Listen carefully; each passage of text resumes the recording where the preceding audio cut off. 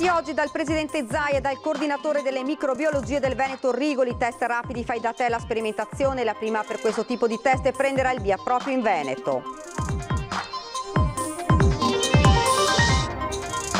Vaccino antinfluenzale nelle farmacie della Marca, potrebbero arrivare 8.000 dosi nei primi giorni di dicembre. La novità sono i vaccini spray, farmacisti disponibili ad attivarsi anche sul fronte dei test fai da te per il Covid. Si allunga la lista dei sindaci positivi al virus, in quarantena anche la prima cittadina di Roncade, per Anna Zottarelli, sono asintomatica, gli uffici sono stati sanificati, rientro al lavoro per la collega di Vedelago Andretta. Nonostante l'emergenza Covid e la difficile situazione economica, azienda di Conegliano finisce nel mirino degli ispettori e Nasarco, lo sfogo del titolare accanimento in un momento come questo. Trovati a mangiare al buio per non essere scoperti in un locale chiuso, è accaduto in un ristorante di Treviso. All'arrivo della polizia, 2 avventori hanno tentato di nascondersi in bagno. Il racconto di Manuela, mamma di Falsa di Piave, che ha rischiato di soffocare per un boccone andato di traverso, a salvarlo il figlio Mattia di 12 anni. Montebelluna caccia i vandali che hanno preso di mira un capitello dedicato alla Madonna. Se troveremo i responsabili andranno a lavorare in parrocchia con i più bisognosi, tuona l'assessore Borgia. Buonasera, ben ritrovati dalla redazione di Treviso. Questi dunque i titoli di oggi, ma in primo piano il bollettino dei contagiati a livello regionale.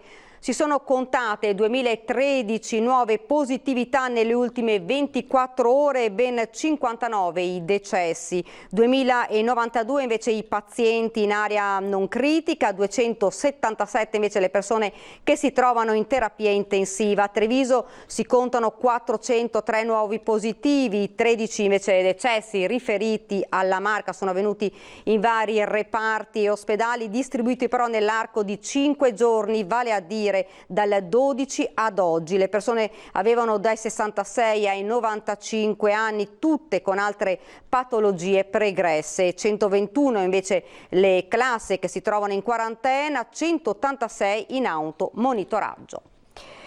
E lo avete sentito dai titoli presentati questa mattina dal presidente Zaia e dal coordinatore delle microbiologie del Veneto Rigoli, test rapidi fai da te, la cui sperimentazione, la prima per questo tipo di test, prenderà il via proprio in Veneto. La scatola al suo interno che cos'ha? Ha 4 cose fondamentali. La saponetta, una provetta che ha già il reagente dentro e un tamponcino. Poi c'è la quarta cosa che è il sacchetto per la spazzatura. Si apre, potete mettere anche il cronometro, sono 3 secondi. La saponetta, tamponcino, 5 volte per narice.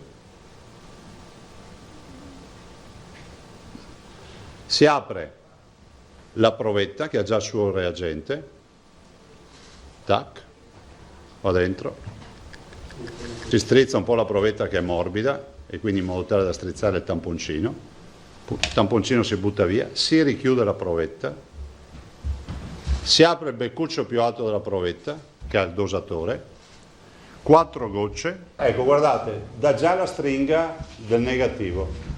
Circa un minuto per effettuare il test rapido fai da te, la cui sperimentazione prenderà il via per la prima volta in Veneto, coinvolgendo le microbiologie di Mestre, Vicenza, Padova, Sant'Orso e Treviso, in doppio con il molecolare, 1.400 soggetti tra coloro che accederanno ai pronto soccorso e i dipendenti dell'ULSS. Un ulteriore contributo alla diagnostica e in questo caso, qualora fosse validato e confermata questa validazione, il cittadino potrebbe farsi il test da solo in casa. Un paio di settimane verrà validato con prove in doppio con il molecolare, dopodiché si farà richiesta all'Istituto Superiore di Sanità dell'autorizzazione.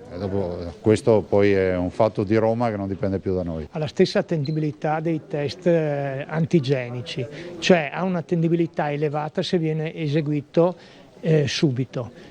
Se si fanno passare delle ore perde di attendibilità. Un test poco invasivo al momento della somministrazione, ma ugualmente efficace. Se il virus c'è ed è una carica da prendere in considerazione, quindi sotto quei 33 CT, c'è a livello nasale e c'è anche dietro. A Treviso il coordinatore delle 14 microbiologie venete ha portato avanti una lunga sperimentazione sui test rapidi antigenici, testandone 3.486. Abbiamo perso 2 positivi che avevano un ciclo di amplificazione sopra i 30, quindi carica molto bassa, quindi non infettanti. Stiamo lavorando su due fronti, spiega Rigoli. Il primo è quello dei cittadini, l'altro per andare incontro alle esigenze delle attività commerciali come hotel o ristoranti. È proprio le attività commerciali, perché vediamo che iniziano a stare male, sono dei pazienti, anche loro iniziano a soffrire. Questa sperimentazione apre un nuovo scenario sui test fai da te che riguarda la tracciabilità, sottolinea Zaia. Il vero tema è capire che quando uno ha in mano un test fai da te, ha in mano non solo le sorti della sua vita, ma anche quelle di una comunità, perché poi se gli viene fuori positivo cosa fa? Quindi il vero tema è quello della biosorveglianza. In soccorso alle attività produttive penalizzate dalle ordinanze regionali, il governo sta lavorando a un terzo decreto ristori, lo ha annunciato oggi in diretta l'esponente veneto del governo, Variati.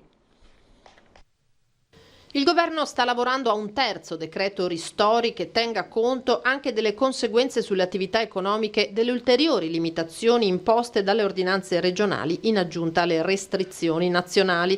Ad annunciarlo è il sottosegretario all'interno, Achille Variati. Cercheremo di restare ancora accanto a queste imprese con un ristori 3 che preannuncio il governo ha intenzione di fare per continuare a stare accanto e ad implementare gli aiuti a queste imprese che sono francamente tanto in sofferenza. È il governo, sottolinea Variati, a dover intervenire economicamente per cercare di sostenere le attività anche in zona gialla, là dove possono quindi lavorare, ma le condizioni generali limitano il giro d'affari. Le regioni mettono i divieti ma non riescono a mettere soldi per i ristori. Ora è giusto, a mio avviso, che il governo cerchi di stare vicino anche a quelle imprese che sono state, tra virgolette, danneggiate dalle ordinanze regionali. Ma anche la legge di bilancio, spiega, contiene novità importanti. Oggi il governo vara la bozza di legge di bilancio 2021.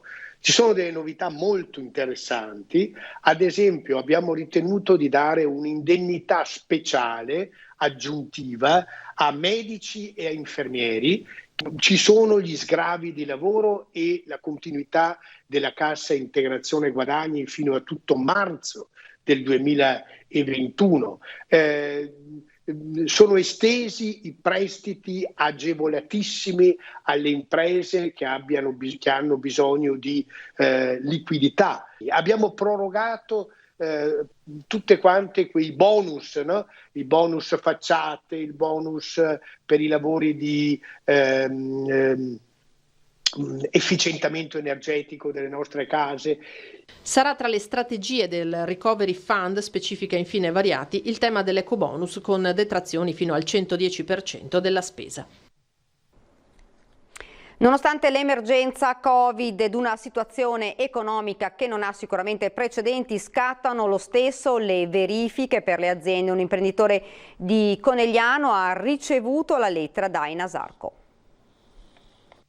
Reputo vergognosa e inopportuna la vostra richiesta. Inizia così la lunga lettera di risposta di Diego Pol, imprenditore di Conegliano, ad un accertamento ispettivo di Enasarco. Un momento storico nel quale le imprese e le aziende stanno facendo l'impossibile per non finire in un baratro. Così il 48enne ha deciso di non esimersi dalle verifiche, ma di consegnare loro le chiavi dell'ufficio e mettere a disposizione gli archivi documentali. Signori, io non vi chiudo le porte di casa mia, venite, fate il vostro lavoro, ma non, per piacere, non toglietemi attualmente delle risorse umane che con me stanno cercando di portare avanti delle aziende e cercare di salvare dei posti di lavoro per tirare fuori delle fatture o dei contratti del 2015, 2016, 2017. Non voglio mettere in difficoltà il personale di Enasarco, dice l'imprenditore. Io rispetto il lavoro di tutti, ma questo non è il momento degli accertamenti. Noi stiamo cercando di salvare dei posti di lavoro. La nostra parte da imprenditore è quella di voler salvare tutti i posti di lavoro. Io ho circa un 50 di dipendenti e mi creda, io non dormo neanche di notte per pensare alle mie aziende, ma soprattutto alle famiglie. Inopportuno un controllo in questo momento, denuncia il responsabile provinciale della Lega Gianangelo Boff. Si poteva aspettare. È ovvio che lo Stato, che in questo momento non sta aiutando le imprese così come dovrebbero essere aiutate per venire fuori da questo problema, ma non bastasse questo, cioè va a fare anche degli accertamenti, delle verifiche proprio in questo momento, cioè fa perdere tempo e risorse a questa gente nel tirare fuori carte vecchie di anni per delle verifiche, cioè veramente siamo all'apoteosi di quello che non ci sarebbe da fare in questo momento. L'imprenditore ora attende in Asarco, io sono qui, il mio ufficio è aperto, ma poi lancio un appello. Cerchiamo di lasciar fare agli imprenditori quello che sanno fare, soprattutto in questo momento, ripeto, che abbiamo bisogno di stare tranquilli. Primo fine settimana con la nuova ordinanza regionale. Il sindaco Mario Conte: devo ringraziare i trevigiani per il senso di responsabilità. Sul fronte ristorazione 2 locali sono stati sanzionati, in uno di questi servivano al buio dopo le 18 per eludere i controlli. Va bene mangiare al lume di candela, ma completamente al buio per evitare i controlli può essere complicato. È accaduto a Treviso in un ristorante dove gli agenti hanno fatto capolino dopo le 18. La polizia ha notato qualche movimento all'interno del locale, così è entrata. Il gestore stava servendo 2 avventori che, alla vista degli agenti, hanno tentato di rifugiarsi nel bagno, ma non è servito a nulla, nemmeno le giustificazioni del ristoratore. Locale chiuso per 5 giorni e 400 euro di multa ai clienti. Serrande abbassate anche per un altro locale rimasto aperto dopo le 18. La polizia intanto continua i controlli. Tutto sommato si è riscontrata una generale osservanza delle regole, fanno sapere dalla questura. Dall'inizio di novembre, per quanto attiene l'uso della mascherina, sono state 25 le persone sanzionate con 400 euro di multa. Bene è andato questo primo fine settimana con la nuova ordinanza regionale, soddisfatto il sindaco Mario Conte. Sì, devo ringraziare i trevigiani, la nostra comunità, perché si sono dimostrati responsabili e sensibili, nel senso che hanno seguito quelle che sono state le indicazioni che sono arrivate dal governo, dalla regione e dal comune di mantenere il distanziamento sociale. Una Treviso come non si vedeva da tempo, strade quasi deserte, pochissima gente nei negozi e nei bar. Ci piange il cuore, mi piange il cuore nel vedere una città semideserta. Un pensiero va ovviamente alle attività commerciali che stanno soffrendo, però in questo momento dobbiamo stringere i denti e questa è la strada giusta per uscire da questa pandemia. Tramite un comunicato il sindaco di Roncade, Pieranna Zottarelli, ha fatto sapere ai suoi cittadini di aver effettuato il tampone molecolare e di essere risultata positiva. Voglio prima di tutti rassicurare tutti sul fatto che sto bene, spiega il primo cittadino, e al momento sono asintomatica e in isolamento fiduciario presso la mia abitazione. Tutti gli uffici saranno sanificati. Voglio ringraziare tutta la Giunta che in questi giorni mi supporterà nello svolgimento delle mie funzioni. Rinnovo l'invito ai cittadini a prestare la massima attenzione. Il sindaco di Vedelago invece, Cristina Andretta, positiva al Covid dopo quasi 2 settimane, ha eseguito nuovamente il tampone ed è risultata negativa ed è tornata al lavoro. Ed ora parliamo invece del vaccino anti-influenzale. Nelle farmacie della Marca potrebbero arrivare 8.000 dosi nei primi giorni di dicembre. La novità sono i vaccini spray, ma i farmacisti si dicono fino ad ora disponibili a fare la loro parte anche sul fronte dei test fai da te per il Covid. Da parte delle farmacie trevigiane c'è la massima disponibilità per poter dare al paziente che ne ha bisogno il test diagnostico che può farsi a casa da solo, e credo sia un utile strumento proprio per non intasare quelli che possono essere i pronti soccorsi, i medici e quant'altro. Sono pronti a fare la loro parte i farmacisti trevigiani che guardano alla sperimentazione del test fai da te avviata dalla Regione con fiducia, ma in attesa di un ok che potrebbe cambiare radicalmente la diagnosi da Covid. Resta una partita ancora tutta da giocare, quella dei vaccini contro l'influenza di stagione, che a causa della concomitanza con il virus sono divenuti merce rara, introvabile per le persone che non rientrano nelle categorie a rischio. La nuova tabella di marcia della distribuzione nelle farmacie è stata fissata con la Regione. Abbiamo deciso di portare, visto che la situazione influenzale tradizionale è in ritardo, di fare in modo di avere questi vaccini ai primi di dicembre, perché si spera che si possano trovare altre dosi di vaccini da poter erogare in farmacia.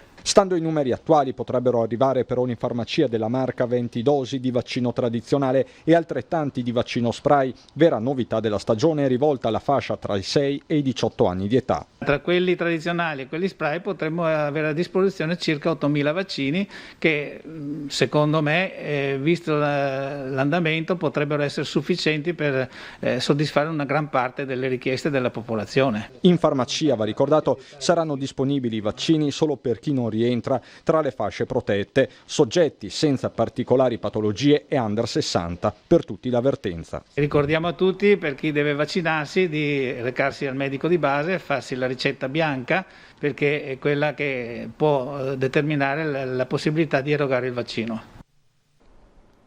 Siamo alla politica. La decisione di Matteo Salvini di nominare Lorenzo Fontana capo dipartimento degli affari della famiglia della Lega sta agitando le acque all'interno della componente veneta del Carroccio. Infatti Fontana, commissario regionale, dovrebbe traghettare il movimento verso il congresso di primavera. Ora già si apre il toto successore che per un nome storico del movimento potrebbe essere il sindaco di Treviso.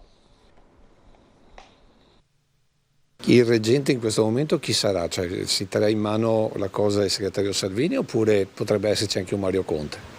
Ma questo potrebbe essere un auspicio per noi, certamente persona equilibrata, persona vicina al movimento che ha dato i risultati che ha dato. Il sindaco di Treviso, commissario della Lega in Veneto fino al prossimo congresso. Potrebbe essere questo lo scenario del dopo Fontana per la voce storica ancora molto autorevole sia all'interno che all'esterno del partito, che è Giampaolo Gobbo, che commenta così l'annuncio che peraltro ha spiazzato anche il governatore Luca Zaia. Stiamo purtroppo vedendo sempre questi continui, sussurri dove si parla di due leghe in Veneto. Un segnale importante soprattutto ai militanti, ai sostenitori del governatore del Veneto e contro quello che molti definiscono lo strapotere dei lombardi. Ma io non credo ci sia un accentramento del potere di Salvini o che ci sia uno strapotere di Luca Zaia.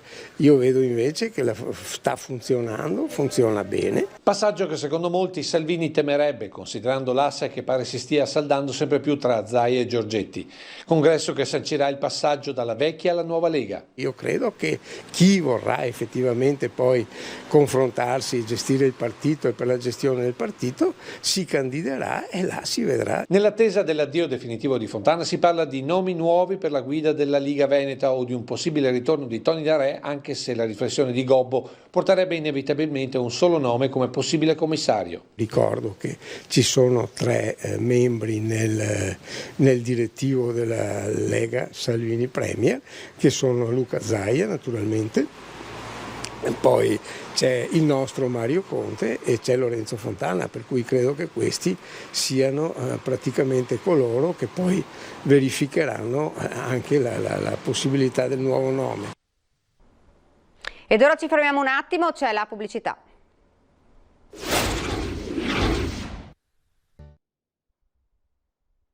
Siamo tornati nuovamente in studio con la cronaca bomba al PAM di fronte al GIP di Treviso. Angelo Mascolo, Enrico Soraru, il 56 anni accusato di essere l'autore del gesto, si è difeso minimizzando l'accaduto dicendo di aver trovato il pacco per caso nei giardini di Sant'Andrea e di averlo messo davanti al supermercato. Non volevo che esplodesse, la sua versione. Il GIP però, oltre a convalidarne l'arresto, ha disposto nei suoi confronti la custodia cautelare in carcere. C'è poi un altro particolare, quello secondo cui Soraru si nascondesse nel garage di Primo Possamai, 53 anni, di Nervesa, volto noto alle forze dell'ordine per una serie di rapine alle fine degli anni 90, è accusato di aver piazzato la bomba che la notte del 3 ottobre 2017 esplose davanti alla porta di casa di un imprenditore vitivinicolo di Monfumo. Per quel reato Possamai aveva patteggiato.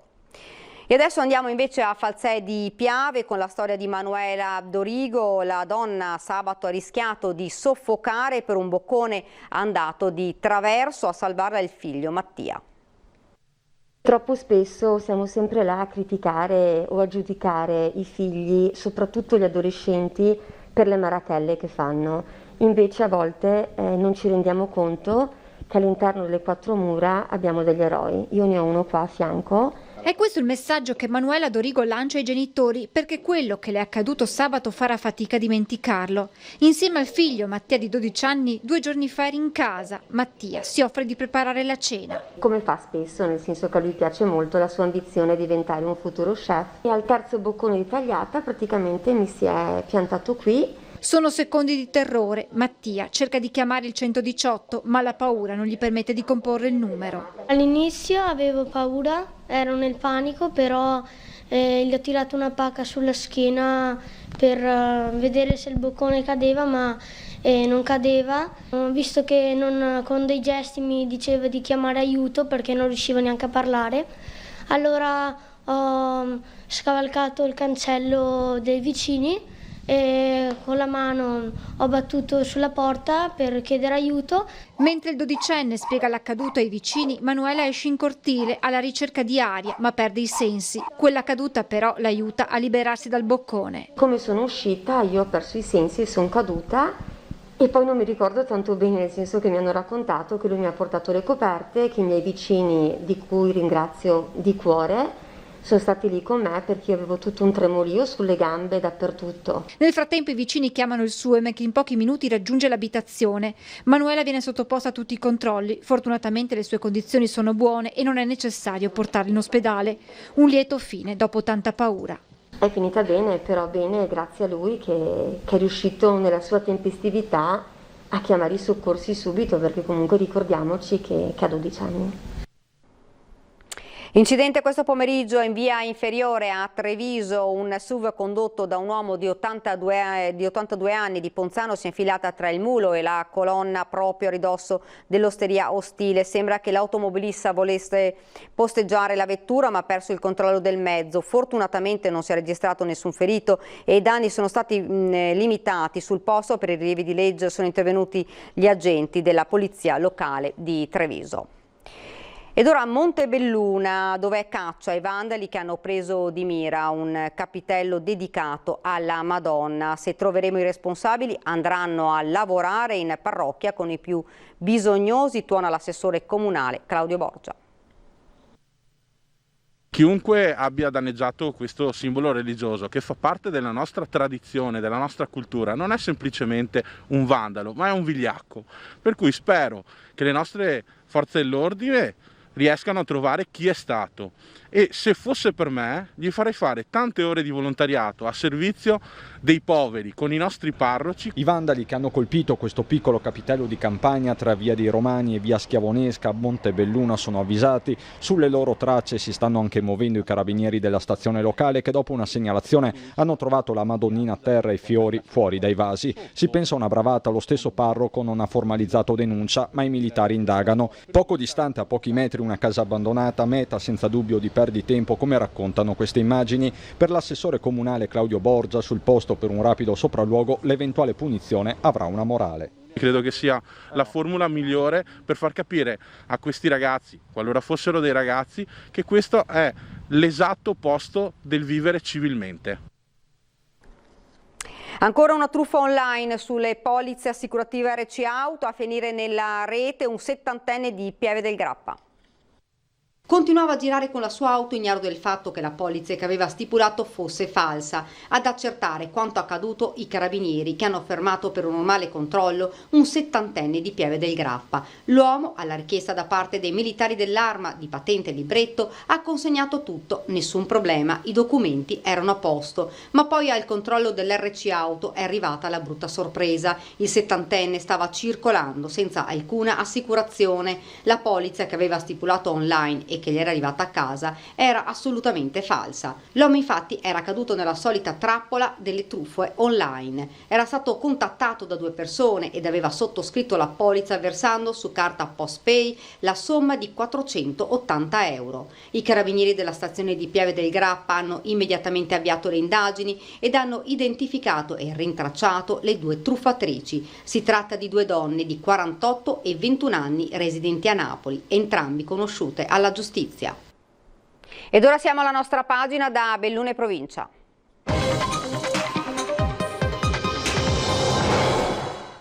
Controlli a tappeto nel weekend per la verifica del rispetto dell'ordinanza regionale anti-assembramenti, in città multe per oltre 7.000 euro. Weekend di controlli serrati in tutta la provincia di Belluno per la verifica del rispetto dell'ordinanza regionale anti-assembramenti del DPCM, che è una stretta alla cosiddetta movida, la data di sicuro. Qualcuno però ha cercato di fare il furbo, specie sabato, quando, tentando di eludere i controlli, un gruppo sostanzioso di giovani ha pensato di spostare la location per l'aperitivo dal centro del capoluogo a un'area un po' nascosta sotto il Ponte degli Alpini, e mai gliene colse, perché la presenza dell'allegra comitiva è stata segnalata al 113. All'arrivo delle volanti è scattato un inutile fuggi-fuggi, perché tra via San Francesco verso il Ponte Nuovo e via Il Foll i ragazzi sono stati tutti bloccati e identificati, complessivamente 16 le sanzioni.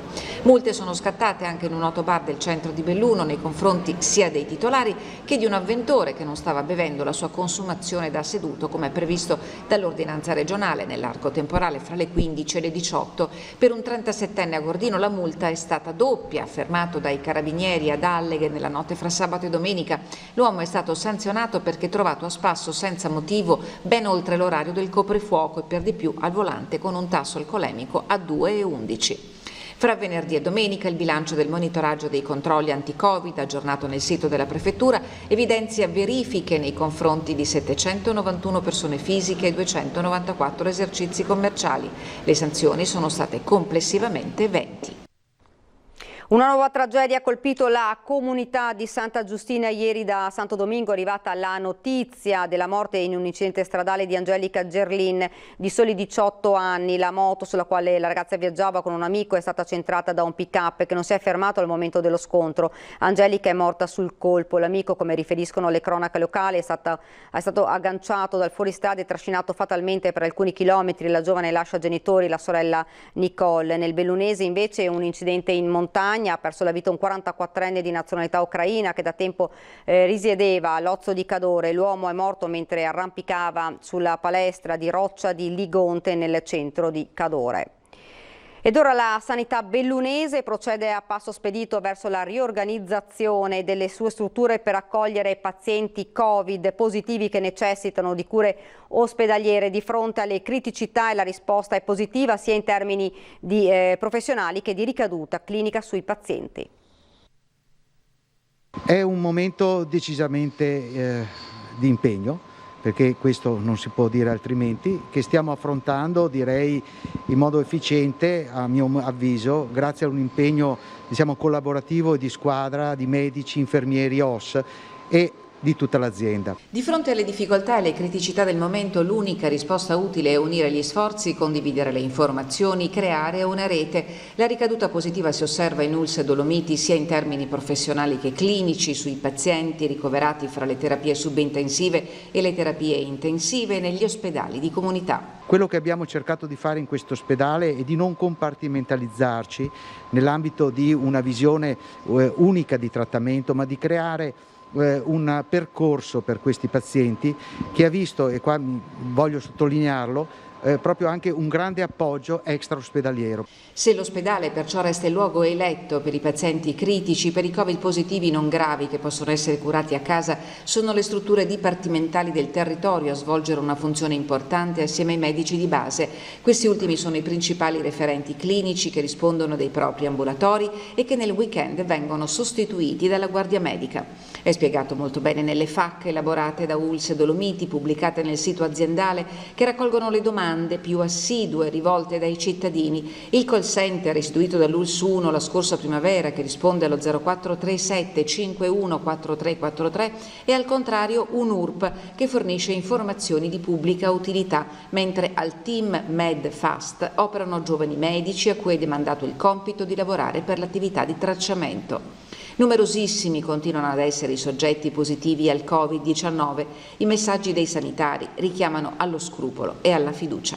Sarà ancora parecchio tempo davanti a noi che dovremo trascorrere con il Covid, per cui mai abbassare la guardia e soprattutto i giovani cerchiamo di tenere duro. Parlo per voi perché io non sono purtroppo più giovane, ma perché ne vale la pena e supereremo sicuramente anche questo momento. Io ne sono profondamente convinto. Puntata da non perdere, quella di stasera di Ring dalle 21:15 in diretta il presidente del Veneto Luca Zaia e poi una lunga intervista in esclusiva con il ministro dell'ambiente Sergio Costa e ancora il senatore del PD Ferrazzi. E questa era la nostra ultima notizia, vi lascio alle previsioni del tempo, grazie davvero per averci seguito, arrivederci.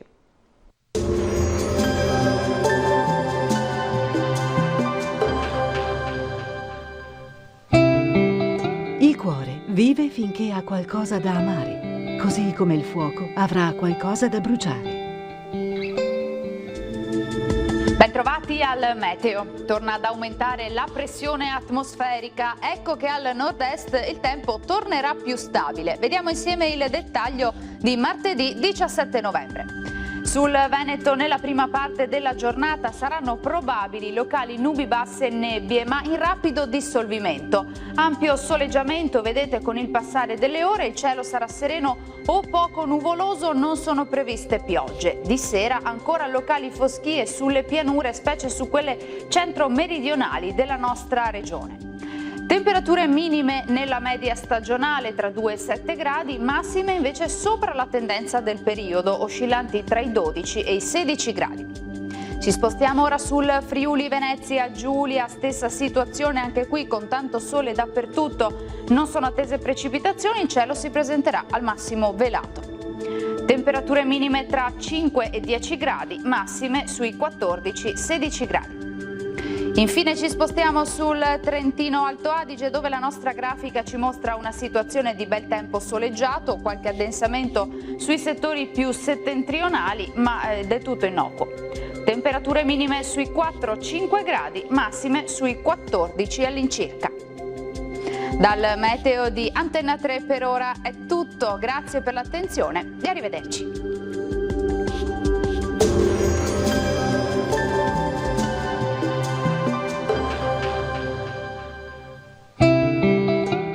Il talento è scintilla, il genio, fiamma.